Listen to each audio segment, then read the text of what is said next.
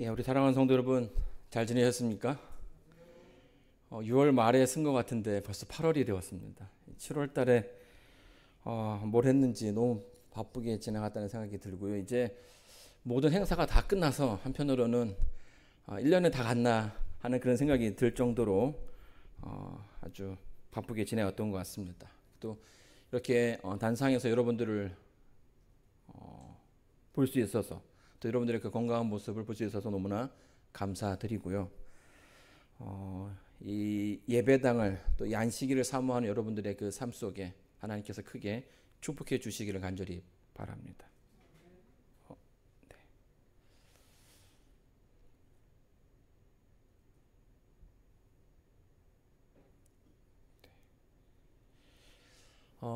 오늘 제목은 표적을 구하는 시대 가운데라는 제목으로 좀 말씀을 준비해 보게 되었습니다.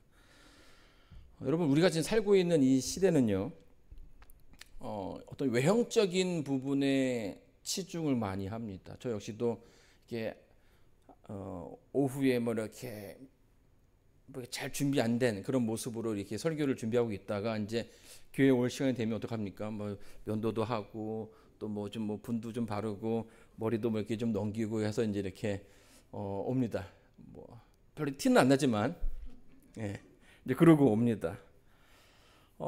이제 그런 시대에 우리가 이제 살고 있는 것입니다. 그래서 누군가를 만날 때는 그 사람에게 좀 이렇게 밉보이지, 뭐 얕게 보이지 않기 위해서 뭐 할 수 있는 준비들을 많이 하죠. 왜냐하면 이제 그런 것들이 중요하게 여겨지기 때문이고, 또 그런 모습들이 그러니까 나를 평가할 수 있는 그런 어떤 기준으로 작용하기 때문입니다. 사람들은요, 이 눈을 통해서 많은 정보들을 얻게 되죠. 그렇죠? 눈에 보이는 것. 그리고 또 뭐, 이 눈을 통해서 또 위험을 감지하기도 합니다. 그래서 뭐 운전하다 보면 이 어떤 그 다른 것보다는 눈에 보이는 것에 많이 어떤 치중을 하게 되고, 이 눈을 통해서 많은 정보들을 받게 되는 것이죠. 인류는 이제 그렇게 이렇게 성장해 왔습니다. 어떤 본능적으로 시각적인 것에 더 많이 치중하고 그것을 중요하게 여겼죠. 그래서 뭐 이제 그런 가운데 우리들도 쉽게 다른 사람들을 평가할 때 어떻게 합니까? 눈에 보이는 것을 정보로 해가지고 그 사람이 어떠한 삶을 살았는지 또 어떠한 사람인지를 유추해 보기도 합니다. 그가 무슨 차를 타고 왔는지, 또 무슨 옷을 입고 왔는지, 또 무슨 가방을 이렇게 들고 왔는지에 따라서 저 사람이 어떠한 사람이구나, 이런 것들을 이제 평가한다라는 거죠. 또 이제 외형적으로 이제 그런 모습이 어떤 뭐 부유한 사람으로 좀 이렇게 여겨진다면, 저 사람은 나름 이 사회에서 성공했구나라는 생각을 하게 됩니다. 그래서 또 이제 그런 어떤 뉘앙스를 풍기기 위해서 우리도 이제 그런 부분에서 치중을 하게 되는 것이죠. 이게 오늘 저와 여러분이 살고 있는 이 세상의 모습인 거예요. 그리고 또 반대로 이제 그런 것들을 바탕으로 뭐 합니까? 사기꾼들과 이런 사람들은 그것을 이제 악용하기도 하죠. 제가 예전에 이제 한국에 있을 때 이제 중고나라에서 그 레스토랑 어떤 그 티켓을 싸게 파는 사람이 있더라고요. 이 뭐 보통 그 시세보다 절반 가격에 파는 거예요. 그래서 제가 이제 이런 데가 있나 해가지고 이제 그 사람한테 연락을 해가지고 그 티켓을 샀습니다. 근데 좀 걱정을 했거든요. 걱정을 했는데 어떡합니까? 걱정을 했는데 생각보다 이 쿠폰이 잘 사용이 되는 거예요. 그래가지고 이제 식구들끼리 아주 자주 좀 이렇게 비싼 그런 곳이었는데 저렴하게 잘 갔다 왔죠. 그러고 나서 이제 그 사람한테 이제 그 댓글로 해가지고 정말 덕분에 우리 가족이 오랜만에 외식을 잘했습니다, 이렇게 한 거예요. 근데 이제 한 두 달 정도 지나니까 또 그 사람이 또 그 물건을 또 팔더라고요. 그래가지고 이번에도 이제 가야겠다 해가지고 이제 사서 돈을 보냈더니만 또 금방 오는 거예요. 근데 이제 그 다음에 막 댓글들이 막 달리기 시작하는 겁니다. 제가 이번에도 잘 쓸게요 하고서 이제 했는데 알고 보니까 저한테만 상품을 보내준 거예요. 그리고 저만 그 쿠폰을 잘 쓴 거죠. 그리고 그 댓글에다가 제가 뭐라고 얘기했어요? 정말 덕분에 잘 썼습니다라고 하니까 사람들이 이 사람은 뭐 정직하구나라는 그런 생각을 갖고선 그 다음부터 계속 그 물건을 안 보내는 거예요. 그래가지고 막 그 댓글에 물건 받았냐, 뭐 상품 받았냐라는 그런 댓글이 오고 심지어 저한테 전화도 와가지고 정말 그 쿠폰 사용했냐라고 물어보기도 하더라고요. 그러니까 사람들이 어떤 그런 경험적으로 저 사람이 믿을 만한 사람인가 믿지 못할 만한 사람인가에 대해서 이제 그런 것들을 평가의 기준으로 삼다는 것이에요. 이 보이는 것과 보이지 않는 것, 이것이 굉장히 중요한 시대이고요. 많은 사람들이 이제 보이는 것에 치중하면서 살아가고 있습니다. 자, 그런데 인생의 그 철학이 많이 담겨져 있는 그 어린 왕자라는 그 책에 보게 되면 이런 구절이 있어요. 진짜 중요한 것은 뭐라고요? 눈에 보이지 않는다라는 이야기를 해주고 있습니다. 인생에서 눈에 보이는 것도 정말 중요하죠. 우리가 사실은 눈에 보이는 것으로 많은 정보를 얻고요. 우리 인생에서 또 도움을 많이 받습니다. 자, 그런데 단순하게 보이는 것만으로 우리는 살아갈 수는 없다라는 거예요. 우리 눈에 보이는 것은 어떤 그 눈에 들어오는 빛의 신호를 세 가지 색깔로 구분해 가지고 정보를 받아들이는 거 아니겠습니까? 그렇죠? 그런데 이 눈에 보이지 않는 세상들이 분명히 존재한다라는 거예요. 이 눈에 보이는 색깔은 이제 가시광선을 눈에서 분석하는 건데 눈에 보이지 않는 또 다른 세계가 있고요. 보이지 않는 그런 광선도 있다라는 사실을 우리는 이제 어려서부터 학습을 통해서 배워왔습니다. 이게 중요한 것은 이 보이는 것과 보이지 않는 것들, 그것을 어떻게 구분할 수 있는지, 또 어디에 치중해야 되는지를 우리가 살펴봐야 한다는 것이죠. 예수님께서 이 사마리아 여인과의 그 만남을 가지고서는 바로 그 사마리아 동네 위에 있는 나사렛을 지나갈 수도 있는 그런 환경이셨습니다. 그런데 이 성경을 보게 되면 그 자리를 그러니까 그 지역을 지나가지 않는 것을 확인하게 됩니다. 왜 예수님께서 나사렛을 들리지 않고 그냥 지나갔을까요? 여러분, 예수님께서 그 나사렛에 대해서 했던 말을 기억하십니까? 뭐라고 얘기하죠? 선지자가 자기 고향에서는 존경을 받지 못한다라는 얘기를 해주셨어요. 근데 그 말씀을 하셨던 그 근거가 뭡니까? 다른 동네에 있는 사람들과 다르게, 그러니까 다른 동네에 있는 사람들은 예수님께서 그 마을에 왔다라고 얘기하면 어떡합니까? 무언가 그분께 그 말씀을 듣고 또 하나님에 대한 그 믿음을 확인하고 또 그분으로부터 무언가를 얻기 위해서 그분 다 가는데요. 이 나사렛에 있는 사람들은 어떻습니까? 예수님의 그 외형적인 그 모습만을 바라보면서 내가 알고 있던 그 목수의 아들이라는 그 타이틀을 가지고선 그분께 다가왔다라는 거예요. 자, 그러다 보니까 예수님 다른 마을 사람들과는 다르게 그 나사렛에 있는 사람들은 예수님을 메시아로 영접하지 못했던 것이에요. 뭐 때문입니까? 그들이 예수님의 그 보이는 그 모습만을 가지고선 예수님을 판단하고 예수님을 평가했기 때문이죠. 우리가 이제 이 땅을 살아가면서 경험하는 것은 이 눈에 보이지 않는 것들이 더 중요하다는 생각을 좀 하게 됩니다. 현상은 보이지만 본질은 보이지 않는다. 사람은 보이지만 사람 사이의 관계는 보이지 않는다. 사랑하는 사람은 보이지만 사랑하는 마음은 보이지 않고요. 결과는 보이지만 과정은 보이지 않습니다. 하드웨어는 보이지만 소프트웨어는 보이지 않고요. 행위는 보이지만 의도는 눈에 보이지 않습니다. 종교단체의 시설은 보이지만 종교단체의 교리는 보이지 않고요. 돈은 보이지만 돈의 흐름은 보이지 않습니다. 우리가 살고 있는 세상이 분명하게 보이는 세계와 보이지 않는 세계로 구별되고 있는데요. 성경은 특별하게 그 보이지 않는 세계에 대해서 더 치중하고 더 강조하는 그런 모습들을 좀 보게 됩니다. 성경 말씀 요한복음 4장 46절로 47절에 있는 말씀을 한번 다 같이 읽어보도록 하겠습니다. 읽겠습니다. 시작. 예수께서 다시 갈릴리 가나에 이르시니 전에 물로 포도주를 만드신 곳이라. 왕의 신하가 있어 그의 아들이 가버나움에서 병들었더니 그가 예수께서 유대로부터 갈릴리로 오셨다는 것을 듣고 가서 청하되 내려오소서 내 아들의 병을 고쳐 주소서 하니 그가 거의 죽게 되었습니다. 이 본문에 보게 되면요, 이 질병으로 고통받는 한 아버지의 모습이 등장을 하게 됩니다. 그는 왕의 신하였고요, 굉장히 좀 권위 있는, 사회적으로도 높은 위치에 있는 그런 사람이었습니다.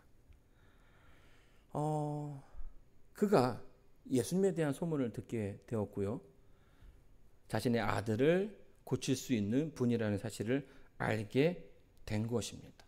자, 그런데 이 왕의 신하는요, 예수님에 대해서 그 전적으로 신뢰하지는 못했습니다. 그냥 소문만 들었을 뿐, 그분이 정말 낫게 해줄 거라는, 또 그분을 전적으로 믿어야겠다라는 그런 믿음이 좀 부족하다는 사실을 알게 됩니다. 요한복음 4장 48절에 보게 되면 예수님께서 갑자기 이런 얘기를 하십니다. 왕의 그 신하 앞에서 예수께서 가라사대 너희는 표적과 기사를 보지 못하면 도무지 믿지 아니하리라. 그러니까 예수님께 다가왔던 그 왕의 신하, 무언가 그 사람을 위해 주고 그 사람이 원하는 것을 주어야만 되는 그런 상황인데 뜬금없이 예수님께서 이런 말씀을 하시는 거예요. 너희는 표적과 기사를 보지 못하면 도무지 믿지 못한다라는 겁니다. 예언의 신에 보게 되면 이 장면에 대해서 어떻게 설명하냐면,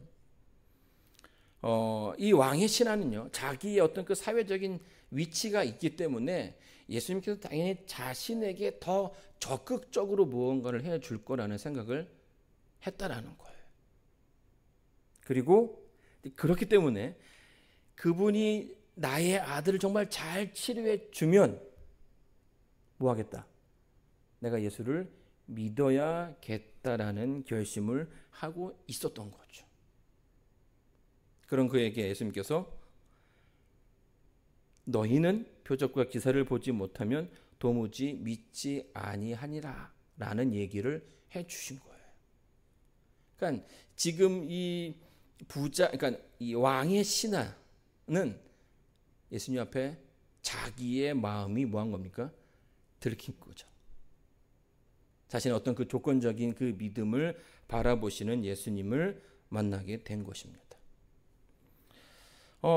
대부분 사람들은요, 어떤 뭔가를 믿어야 한다라는 부분에 있어서 믿을 만해야만 믿을 수 있다라는 생각을 하게 됩니다. 어떻게 믿어 하면은 그 사람이 뭐도 하고 이런 얘기를 많이 하죠. 미국은 특별히 요즘은요, 자기 PR의 시대라고 얘기합니다. 내가 할 수 있는 것들을 다 보여줘야만 하는 거예요. 그래야 뭐 한다는 거야?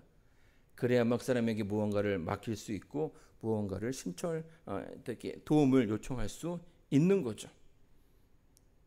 이 사기꾼들이 이제 그런 걸 또 잘 이용합니다. 그렇죠?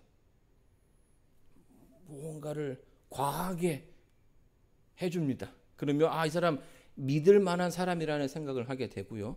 그 정보를 바탕으로 무언가 범죄를 계획하기도 하는 것입니다. 이 무당들도 보면 이 굿을 하기 전에는 항상 자기에게 능력이 많다라는 사실을 보여줍니다. 그래서 막 작두듯하기도 하고요. 뭐 이렇게 사람의 어떤 그런 이론으로 설명할 수 없는 일들을 한다라는 거예요. 그 사람의 과거를 맞추기도 하고요. 그래야만 뭐 하는 거예요? 아, 이 사람 믿을 만한 사람이구나 라는 생각을 하게 되는 거죠.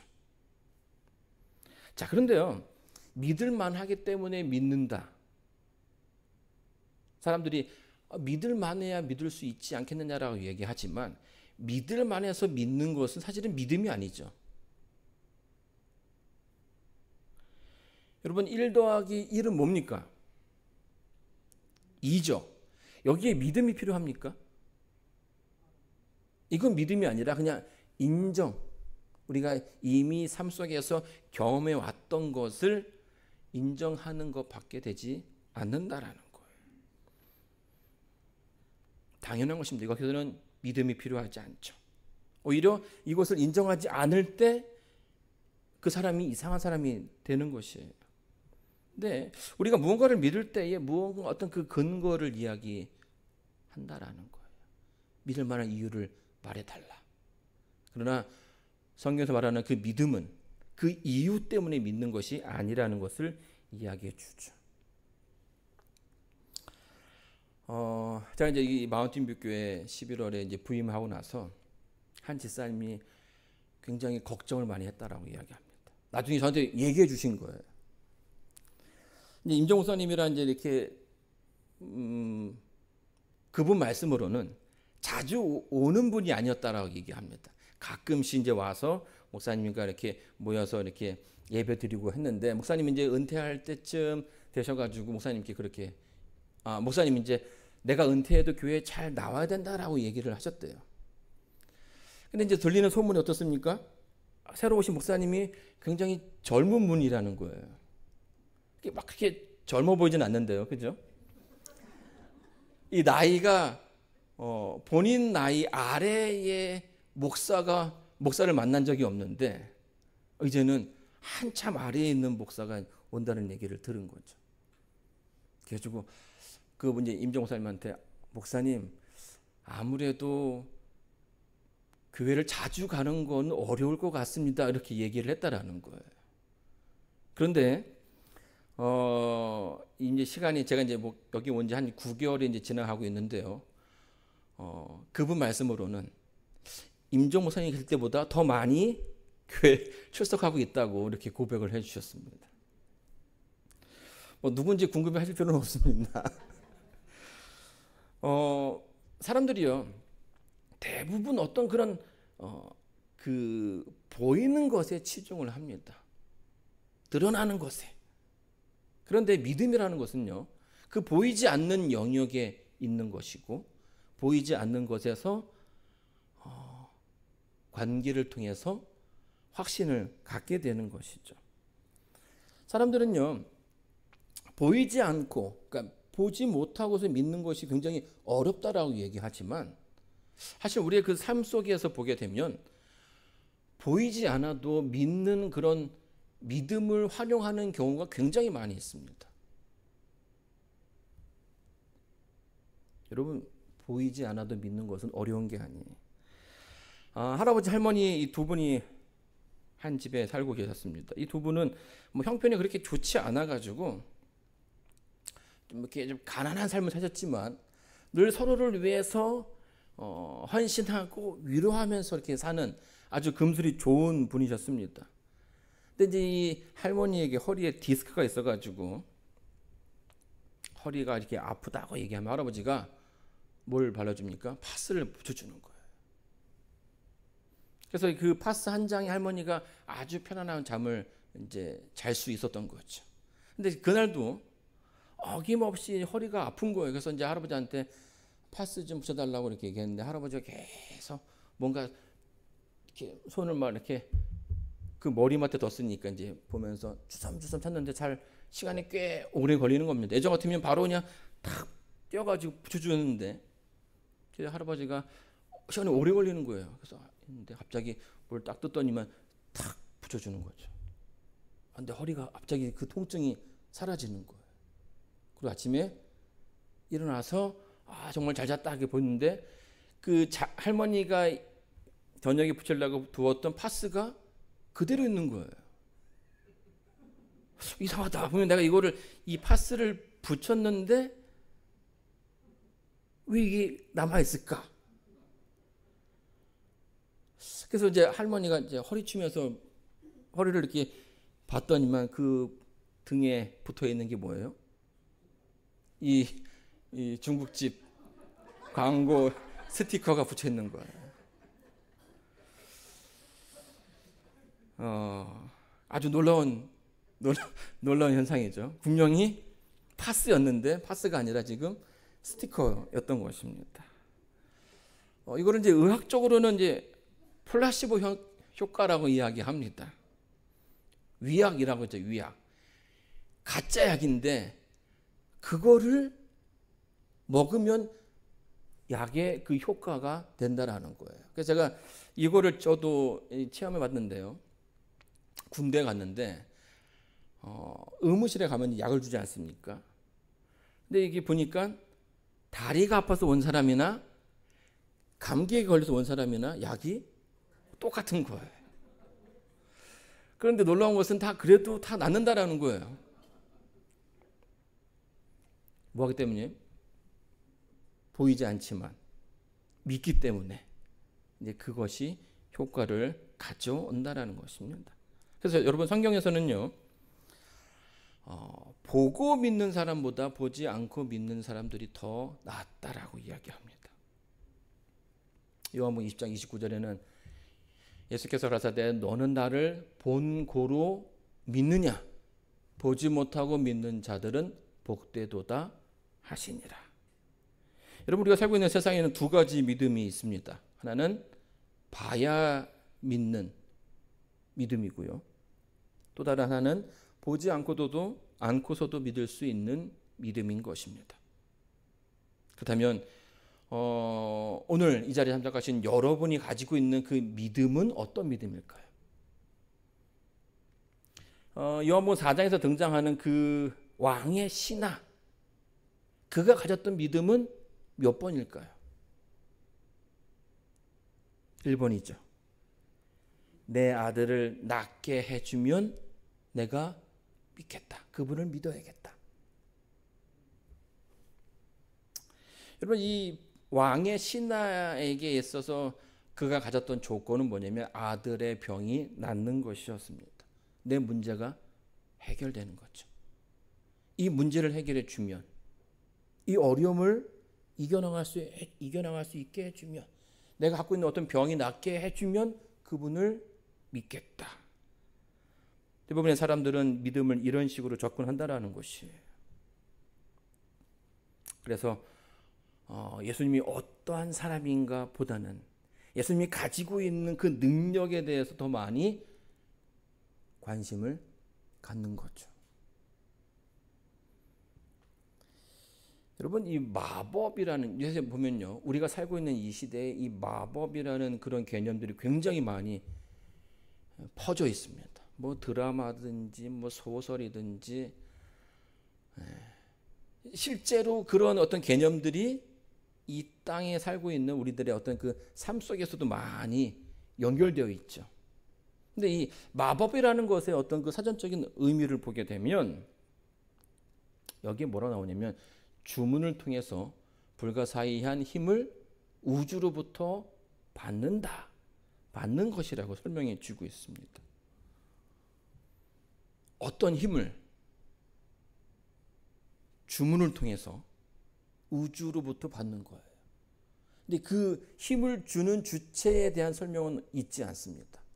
뭐만 있는 거예요? 그 능력에 대한 설명만 있는 거죠. 여기서 말하는 것은 뭐냐면 누가 그것을 주는지 이것은 크게 상관이 없다라는 거예요.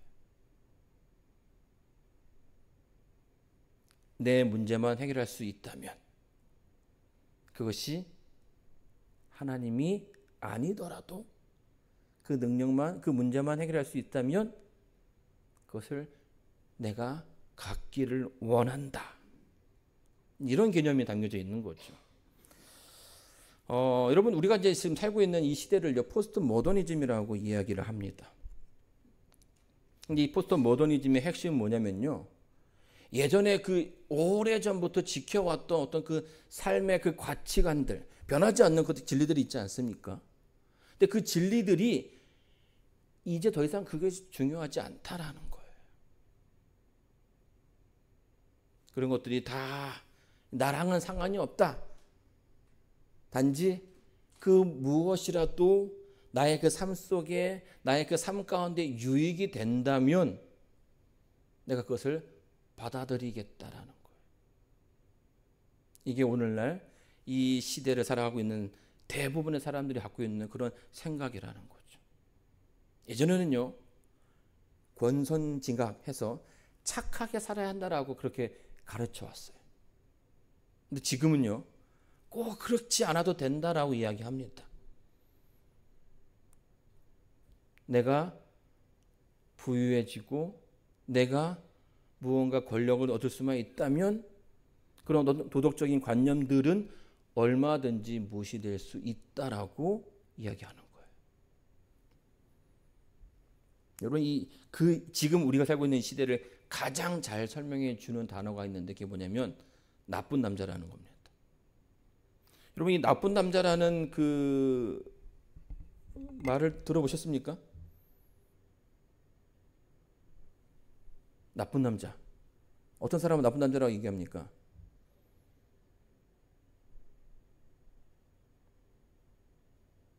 이 연애할 때 뭐 연애할 때 어떤 스타일의 남자들이 좋아? 뭐 이렇게 물어보면 그 중에 이제 하나의 답이 나쁜 남자 스타일이라고 하는 거예요. 이 나쁜 남자라는 게 뭐냐면요, 다른 사람들한테는 다 나쁘게 대하는 거예요. 때리기도 하고 뭐 사기도 치기도 하고 뭐 이렇게 하는데 그 사람이 나한테만 잘해줘. 그래가지고 그럼 뭐 합니까? 저 사람이 날 좋아하는구나 라고 생각해서 그 사람과의 그 만남을 갖는다라는 거예요. 그래서 이게요, 어떤 그 요즘 시대의 드라마에서도 많이 등장하는 소재로 사용되고 있습니다. 주인공이 다른 사람들한테는 다 이렇게 하찮게 대하는데 여자 주인공한테만 굉장히 잘해주는 거예요. 그래서 사람들이 어떤 그 판단으로 인해서 처음에는 마음을 이렇게 멀리 있다가 차츰 뭐 하는 거예요? 스며드는 거죠. 아, 저 사람이 괜찮은 사람이구나라고 생각하고 그 사람에게 마음을 준다라는 겁니다. 여러분, 그러니까 이 유럽이요, 기독교 문화가 오랜 시간 동안 계속되어 왔습니다. 그렇죠? 그런데 그럼에도 불구하고 그 가운데 사람들이 어떤 그 문제에 대한 해결책을 찾지 못하고 스스로 그 답을 찾지 못한 나머지 지금은요, 기독교의 가치를 완전히 무시하고 있고요. 예전에 주류가 아니었던 그런 문화들이 지금 주류로 되어가고 있다라는 거예요. 여러분, 이제 이 어떤 지금 돌아가는 어떤 시대를 좀 살펴보면 이런 모습들이 굉장히 강합니다. 예전에는 믿어야 되는 것들이 있는데 지금은 아무거나 믿어도 된다라고 이야기합니다. 나에게 뭐만 될 수 있으면, 나의 삶에 도움을 줄 수 있으면 그게 무엇이든 상관이 없다라는 것이 오늘 이 시대의 사상이에요. 마태복음 24장 24절에는 이 마지막 시대를 이렇게 얘기합니다. 거짓 그리스도들과 거짓 선지자들이 일어나 큰 표적과 기사를 보이어 할 수만 있으면 택하신 자들도 미혹하게 하리라. 여러분, 이 마지막 시대에 이 거짓 그리스도와 거짓 선지자들이 하는 일이 뭡니까? 표적을 보여주는 거예요. 이적을 통해서 내가 당신들이 가지고 있는 문제들을 해결해 줄 수 있다라는 것을 보여준다라는 겁니다. 많은 사람들이 거기에 휩쓸려 간다라는 거예요. 심지어 누구도요?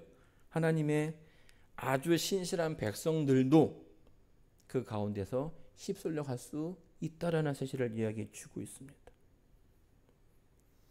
여러분, 우리가요, 하나님을 믿는다고 하는 데 있어서 그 믿음의 근거가 어떤 보이는 것, 드러나는 것에 근거에서 우리 믿음이 자라나고 있다면 이 믿음은 금방 허물어질 수밖에 없다라는 거예요. 더 큰 능력을 가진 사람에게 휩쓸려 갈 수밖에 없다라는 것입니다. 예수님께서 그 부분에 대해서 굉장히 염려하셨죠. 너희들의 믿음이 표적과 이적에 있다라는 거예요. 그러면 더 나은 믿음은 무엇입니까? 보이지 않지만 보이지 않는 것에 보이지 않는 것들에 우리의 믿음의 근거가 되어야 한다라는 거예요. 그건 뭐냐면 하나님과의 나 사이의 관계인 것입니다. 하나님이 어떤 분이신지를 알아야 한다는 거예요. 단순하게 나의 그 문제를 해결해 주시는 분으로 이해하는 것이 아니라 나의 그 삶 속에 나와 함께 하시고 동행하시고 나를 누구보다도 더 사랑하는 분이라는 사실을 알고 그 가운데 우리의 그 믿음의 기초를 두는 사람들. 그럴 때에만 우리의 믿음이 흔들리지 않는다라는 것입니다. 예수님께서 이제 그 말씀을 하시고요. 그 왕이 시내에게 이런 말을 합니다. 예수께서 가라사대 가라 내 아들이 살았다 하신데 그 사람이 예수의 하신 말씀을 믿고 가더니 이 왕의 신하는요 조건적인 믿음을 가진 사람이었습니다. 아들을 낳게 해주면 내가 믿겠다. 근데 지금 예수님께서 무언가 어떤 그 겉으로 드러나는 증거를 보여주시지 않으셨어요. 그냥 네 아들이 나았다. 살았다. 그러니 가라라고 이야기를 해 주셨죠.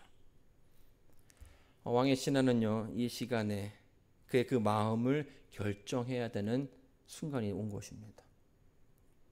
예수님의 그 말씀을 믿고 갈 것인가 아니면 무언가 그 믿을 만한 증거를 달라고 그 근거를 달라고 요구할 수도 있는 그런 상황이었던 것이죠. 예수님의 그 어떤 가르침 가운데 이 사람이 무언가 깊은 깨달음을 얻게 됩니다. 조건적이었던 그의 믿음이 자신의 그 마음을 알고 있는 예수님을 만남으로써 무조건적인 그분을 신뢰하는 그런 믿음을 갖게 되었습니다. 그리고 성경에 나와 있는 것처럼 이제 그 마을 자신이 살고 있는 그 마을로 발걸음을 띄게 되었던 것이죠. 내려가는 길에서 그 종들이 오다가 만나서 아이가 살았다 하거늘 그 낳기 시작한 때를 물은즉 어제 제 7시에 열기가 떨어졌나이다 하는지라.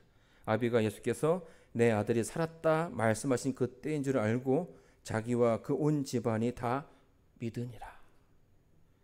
예수님의 그 말씀에 확신을 갖고 나아갔던 그 믿음이 하나님께로부터 이렇게 축복받는 그런 장면을 우리가 보게 되는 것이죠. 오늘 이 마지막 시대를 살아가고 있는 우리에게 필요한 믿음이 이런 믿음이라고 생각합니다. 많은 사람들이요 보이는 것에 정말 확실한 이유가 있어서 믿을 수 있다라고 이야기하지만 하나님께서 우리에게는 보이지 않는 것을 믿을 수 있는 그런 믿음을 원하고 계십니다. 사실 그런 부분들이 굉장히 힘들 수 있는 그런 이야기인데요. 우리 주변에 참 많은 사람들이 그 보이지 않는 것을 믿는 근거가 확실치 않음에도 불구하고 믿는 그런 신앙의 모습들을 많이 보여주고 있습니다. 1963년에 한 여자아이가 태어났는데요. 이 여자아이는 의사의 실수로 인해서 내성마비에 걸리게 됩니다. 그래서 이렇게 잘 움직이는 것도 말하는 것도 힘든 그런 가운데 어쩌면 그의 그 외형적인 모습으로 보게 되면 하나님의 그 축복과는 거리가 먼 그런 삶을 살아갔던 사람인데요. 이 여인이 시를 쓰게 됩니다. 나라는 그런 시인데요. 여러분 이제 그 젊은 시절에 이렇게 신앙해 오시면서 많이 들었던 이 복음성가의 그런 가사입니다. 가사가 되었던 그런 시인데요. 그 시에는 이렇게 쓰여지고 있습니다. 나 가진 재물 없으나, 나 남이 가진 지식 없으나, 나 남에게 있는 건강 있지 않으나, 나 남이 갖고 있지 않은 것 가졌으니, 나 남이 보지 못한 것을 보았고, 나 남이 듣지 못한 음성 들었으며, 나 남이 받지 못한 사랑 받았고, 나 남이 모르는 것을 깨달았네. 공평하신 하나님이 나 남이 가진 것 나 없지만 나 남이 없는 것 갖게 하셨네. 여러분, 이 여인의 이 작은 이 시가요, 이 시 속에서 그녀가 가진 그 믿음의 모습이 어떤 모습인지를 밝히 보여주고 있습니다. 많은 사람들은 그 보이는 것에 치중하는 그런 삶을 살아왔다면, 이 여인은 보이지 않는, 그러나 그 보이지 않는 세상 가운데서 살아계시고 여전히 이 세상의 주인이신 하나님을 만났던 것입니다. 어떻게 보게 되면요, 하나님의 그 축복이라고 말하는 건강과 부함과 지식을 그녀는 갖고 있지 못했지만 자신의 그 삶 속에서 여전히 역사하시는 하나님을 발견했다가 그녀가 고백하는 것입니다. 많은 사람들이 어떤 그 능력을 탐하는 그런 시대에 하나님과의 그 관계 속에서 그 확실한 믿음을 찾아낸 이 여인의 신앙이 이 마지막 시대에 살아가고 있는 우리들에게도 큰 가르침을 준다고 생각합니다. 사랑하는 성도 여러분, 이 왕의 신하가 편안한 마음으로 그 고향으로 갔던 것처럼 이 성령의 시인이 하나님을 의지하면서 그의 그 삶을 한 발자씩 한 발자씩 나아갔던 것처럼 오늘 이 자리에 계신 저와 여러분, 그들이 가졌던 그 믿음이 오늘 저희들의 믿음이 되기를 바라면서 오늘 말씀을 마치도록 하겠습니다.